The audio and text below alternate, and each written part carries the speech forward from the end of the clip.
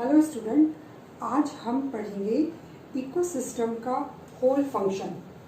इस पूरे मॉडल की सहायता से हम पढ़ेंगे इकोसिस्टम का पूरा होल फंक्शन। ये क्या है कि generalized model of an ecosystem to show energy and matters. जो भी मैटर्स और एनर्जी इस इकोसिस्टम में यूज आ रही है, हम उसके बारे में आज पढ़ेंगे। हम कह सकते हैं कि the mode of movement of materials and energy is an ecosystem is showing in this whole cycle। अब इस साइकिल में यदि आप ध्यान से देखें तो आप लोगों को क्या क्या दिखाई दे रहा है। देखो, इस साइकिल में हमें सबसे पहले हम इसमें दोनों चीज पढ़ने की कोशिश करेंगे कि एनर्जी और केमिकल्स दोनों का कैसे मूवमेंट हो रहा है। These are the producers, green plants. First trophic level, herbivores trophic level, carnivores second trophic level, and these are decomposers। these are decomposers। यहाँ पर सबसे पहले ग्रीन प्लांट क्या करेंगे? सन की एनर्जी को, the green plants radiant energy को convert करेंगे केमिकल एनर्जी में बाय फोटोसिंथेटिक एक्टिविटी। अब इसमें ऐसे बैक्टीरिया भी हो सकते हैं जो कि फोटोसिंथेटिक एक्टिविटी करते हैं, मतलब प्रोड्यूसर जो भी एनर्जी को ट्रैप कर रहे हैं। हम प्रोड्यूसर्स इनको इसलिए कह रहे हैं कि ये ट्रैप कर रहे हैं, न कि ये एनर्जी को बना रहे हैं। तो हम ये भी कह सकते हैं कि ये जो प्रोड्यूसर्स हैं, जो प्रोड्यूसर्स हैं ये कंडक्टर्स, मतलब ये एनर्जी को सिर्फ चेंज कर रहे हैं। अब यहाँ से ये देखिए, आप जो एनर्जी है वो हर्बीवोर्स के पास जा रही है, फर्स्ट ट्रॉफिक लेवल। फिर ये जो जिगजैग है ये पूरा एनर्जी शो कर रहा है।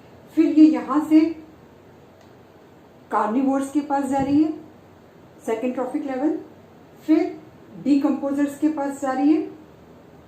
तो एनर्जी यहां से ऐसे पूरी मूव करती हुई, कैसे मूव कर रही है? सिर्फ यूनिडायरेक्शनल। कैसे? यूनिडायरेक्शनल, मतलब एनर्जी एक ही दिशा में जा रही है। अब एनर्जी का वापस प्रोड्यूसर्स के पास ये वापस नहीं आ रही है, तो एनर्जी एक दिशा में जा रही है। और ग्रीन प्लांट का मेन काम क्या है? ये रेडिएंट एनर्जी को केमिकल एनर्जी में चेंज कर रहे हैं। तो दीज आर कन्वर्टर्स और ट्रांसड्यूसर्स। इसके बाद आप देखिए कि यहां पर ये जो पूरा बना हुआ है, ये क्या बना हुआ है? एक पूरा होल साइकिल। इस पे लिखा हुआ है साइकिल में बायो जियो केमिकल साइकिल। बायो जियो केमिकल साइकिल।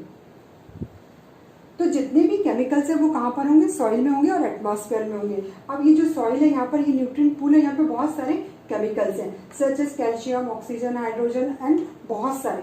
अब ये जो सॉइल से ये किसके पास है? प्रोड्यूसर्स के पास, ग्रीन प्लांट्स के पास। और एटमॉस्फेयर से भी कुछ केमिकल ग्रीन प्लांट के पास है। ग्रीन प्लांट ने क्या किया? सन एनर्जी से फोटोसिंथेसिस के द्वारा उसको केमिकल मिल गए और यहाँ सनलाइट मिल गई, तो उन्होंने क्या बनाया? ग्रीन प्लांट ने carbohydrate, fats and nucleic acids. तो ये दीज आर ऑर्गेनिक मैटर बन गए, ये केमिकल्स बन गए। अब ये केमिकल यहाँ से किसके पास गए? क्योंकि हर्बीवोर्स किस पर डिपेंडेंट है? ग्रीन प्लांट पर। तो ये हर्बीवोर्स से ये ग्रीन प्लांट पर गए ये केमिकल्स, और ये जो डॉट डॉट कर रखे हैं ये केमिकल्स हैं। अब ये हर्बीवोर्स से कार्निवोर्स के पास है, क्योंकि हर्बीवोर और कार्निवोर्स खुद जो है भोजन नहीं बना सकते, तो उनको इस पर डिपेंड है, तो उनको यहीं से केमिकल्स मिल रहे हैं। हर्बीवोर जो है डायरेक्ट जब डिकम्पोज होंगे तो डिकम्पोजर्स की सहायता से, और ये जब ये सब डिकम्पोज होंगे, जितने डिकम्पोजर्स कौन कौन से होते हैं? Bacteria and fungi. तो ये जो केमिकल्स हैं वो वापस कहाँ पर आ गए? सॉइल में। कहाँ पर आ गए? सॉइल में। और इसमें से कुछ केमिकल एक्सपोर्ट भी हो जाएंगे, इस साइकिल से बाहर निकल जाएंगे। मतलब यदि कोई भी केमिकल है तो वो पूरा इस होल साइकिल में ही मूव कर रहा है।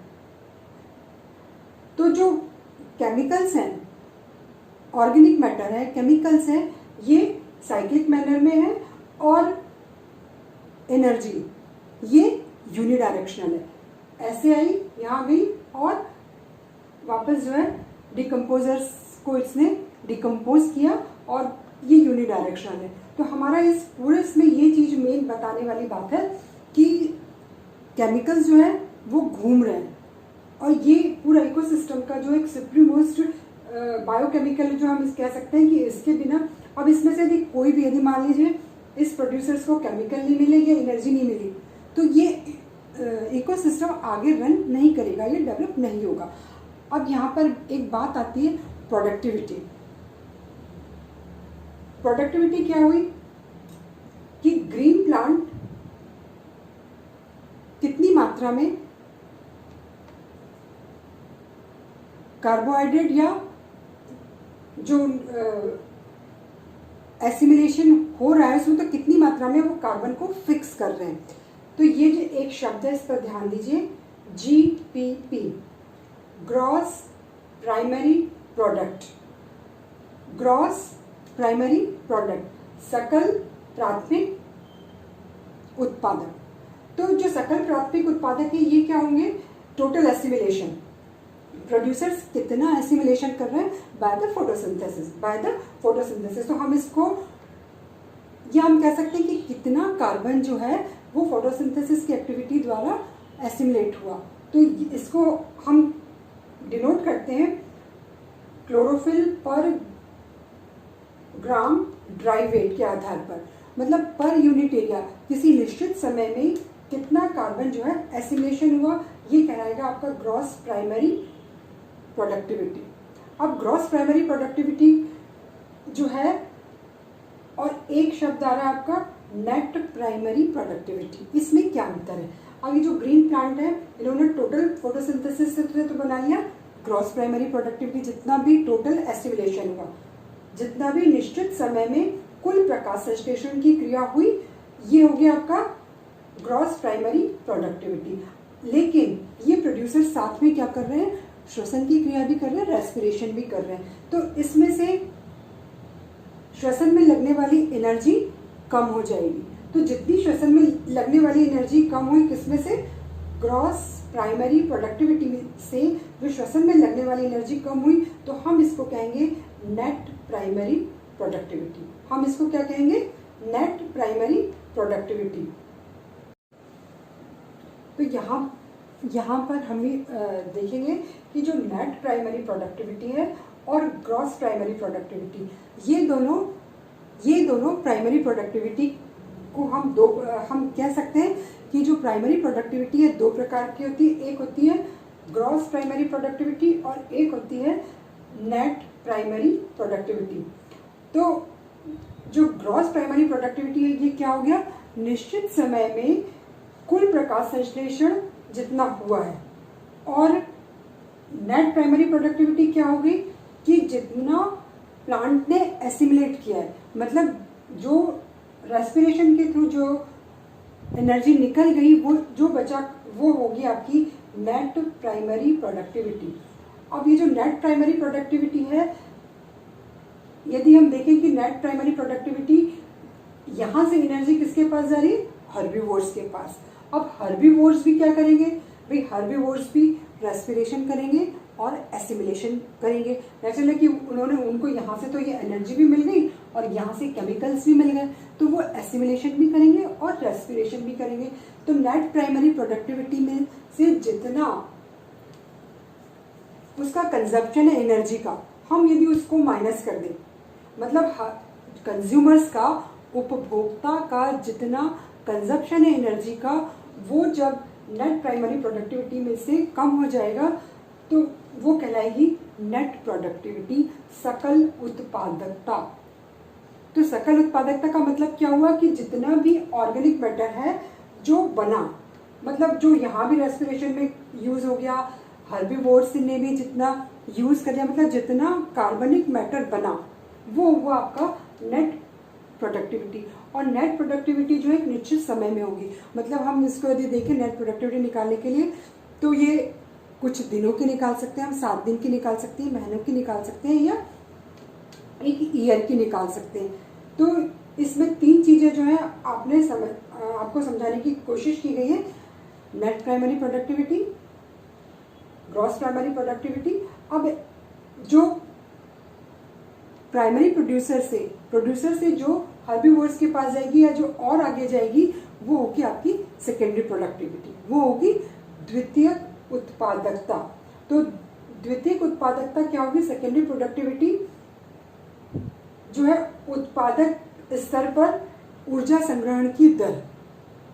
सेकेंडरी प्रोडक्टिविटी क्या हो गई कि उपभोक्ता स्तर पर ऊर्जा संग्रहण की दर।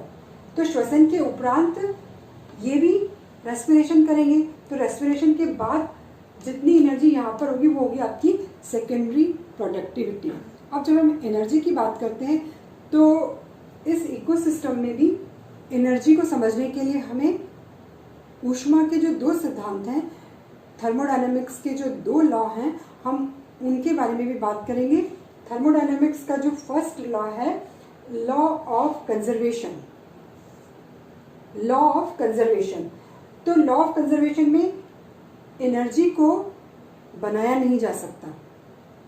लॉ ऑफ कंजर्वेशन, एनर्जी को बनाया नहीं जा सकता, न ही उसको नष्ट किया जा सकता है। अब यहाँ पर आप देखिए, सन की रेडिएंट एनर्जी फोटोसिंथेटिक एक्टिविटी के द्वारा केमिकल एनर्जी में परिवर्तित हो गई, चेंज हो गई। तो इसलिए हम प्रोड्यूसर्स को, हम इनको ग्रीन प्लांट्स को जो है प्रोड्यूसर्स तो कहते ही, हम इनको क्या कह सकते हैं? कंडक्टर, क्योंकि ये उसको चेंज कर रहे हैं। और एक और लॉ है the law of entropy. Law of entropy कि ऊर्जा को नष्ट नहीं किया जा सकता। ऊर्जा जैसे यहाँ से यदि जो ऊर्जा जा रही है वो ऊर्जा जा रही है, हम ऊर्जा को नष्ट नहीं कर सकते। लेकिन जो ऊर्जा रेस्पिरेशन में जो खर्च हो रही है, हर लेवल पर ऊर्जा रेस्पिरेशन में खर्च होगी, नष्ट नहीं हो रही है, वो वापस एनवायरनमेंट में जा रही है। तो ऊर्जा को नष्ट नहीं किया जा सकता। अब यहाँ पर आप देखो कि यदि मान लीजिए कि सन से जो है, यदि मान लो प्रोड्यूसर्स या इनके पास जो है 1500 किलो कैलोरी एनर्जी इन्होंने ट्रैप करी, और यहाँ तक पहुँचते पहुँचते वो आधी हो जाएगी, अप्रोक्सीमेट आधी हो जाएगी। हो सकता है 1000 बचे या 700 किलो कैलोरी बचे। यहाँ तक पहुँचते पहुँचते वो और भी कम होगी एनर्जी, और डिकम्पोजर तक पहुँचते पहुँचते वो और भी कम हो जाएगी। तो हर लेवल पर ऊर्जा का रिडक्शन हो रहा है। और ये जो पूरा होल मॉडल है, ये होल मॉडल जो है शो करता है, क्या शो कर रहा है? Accumulation of the organic matter, accumulation of organic matter और एनर्जी का फ्लो। अब जो एक्यूमुलेशन हो रहा है, ये पूरा ऑर्गेनिक मैटर किसके थ्रू हो रहा है? Biogeochemical cycle. तो ये तो पूरा साइकिल बन रहा है, लेकिन एनर्जी जो है वो हमेशा यूनिडायरेक्शनल में, एक ही दिशा में फ्लो करती है। तो हमने अभी ये पढ़ा, क्या पढ़ा आज हमने? इकोसिस्टम का मॉडल। और इस इकोसिस्टम के मॉडल में हमने ये समझने की कोशिश करी कि एनर्जी और ऑर्गेनिक मैटर किस तरह से एक दूसरे से कनेक्टेड है।